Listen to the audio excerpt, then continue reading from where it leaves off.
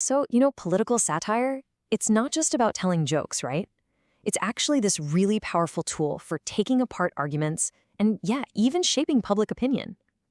What we're going to do today is go under the hood of a late-night monologue. We'll see exactly how comedy is used to critique a political rally, breaking down everything from the structure to the punchlines and, of course, the targets. The source we're digging into here is a recent monologue from Jimmy Kimmel Live. It's a really great example of how comedians use their platform to comment on and really deconstruct political messaging, basically as it happens. And that brings us to the big question, right? How exactly does a comedy monologue go about analyzing a political speech? We're going to break down all the techniques, looking at it theme by theme. Okay, so first things first, the monologue kicks off by making it personal. It doesn't just dive right into the political speech itself, it actually frames the whole analysis as a direct response, because Donald Trump mentioned the host.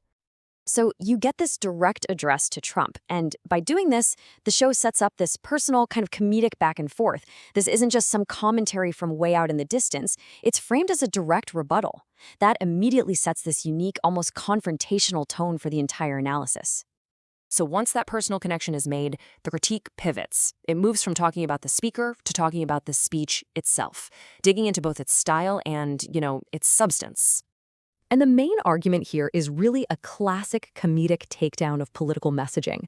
The show claims that this speech, which was supposedly about the economy, was actually just this long, rambling talk that, well, it barely even touched on its intended subject. And to back that claim up, the monologue pulls out this very specific quote as an example of the kind of economic advice given at the rally. It's used satirically, of course, to highlight what the show sees as a real lack of substance in the economic message. Now, to really drive home the point that the speech was all over the place, the show uses this rapid-fire comedic trick. It just starts listing a series of completely disconnected words and phrases that were apparently mentioned at the rally. Okay, so first on the list, eggs. Then, apparently, the speech jumped to Houdini. And after that, why not, crocodiles. And to top it all off, Christmas. So, by throwing these totally random topics out one after another, the monologue tries to make you feel the disjointed, chaotic nature of the speech it's critiquing. All right, so moving beyond just the chaotic structure of the speech, the monologue then zooms in on some specific and pretty controversial statements. This next part is all about how particular quotes are singled out for a direct comedic takedown. So here's the first major remark that the show's analysis highlights. The quote is presented word for word, just as it was said, which is really important for setting up the satirical response that's about to come. And the response is just a classic satirical 1-2 punch. First, it hits back at the claim with a statistic, that 15% figure. Then it follows up with a punchline that ridiculously minimizes that group. It's basically a comedic fact check designed to completely undermine the original statement.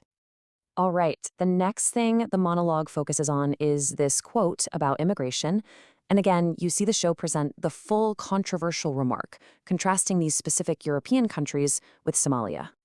But this time, the comedic analysis is totally different. Instead of some complex joke, the show just gives this simple, blunt reaction. The humor here actually comes from the deadpan delivery, pretty much letting the shock value of the original quote do all the heavy lifting. From there, the analysis shifts gears. It moves away from the rally itself to start scrutinizing public statements about personal health and fitness, which, is another super common theme in political satire. So a key point here is the number 3. The show really hones in on this claim of having taken and aced not 1, but 3 separate cognitive exams.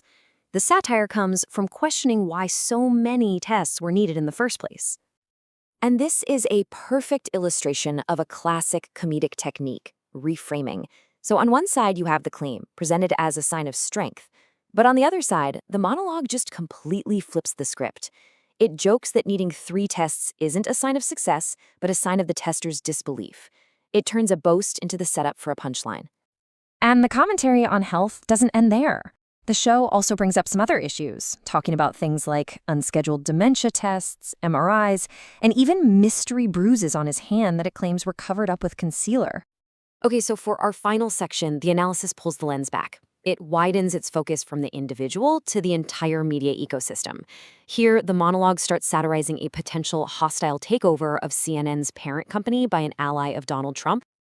And to make fun of this idea of political influence taking over the news, the show imagines a totally new CNN lineup.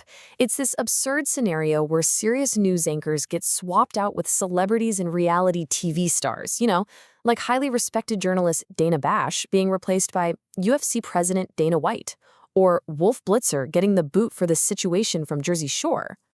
So, we've broken down how this one monologue used personal framing, critiques of structure, and very specific takedowns to deconstruct a political speech. And that leaves us with a bigger question to think about. What role does this kind of comedy ultimately play in how we understand and even engage with politics?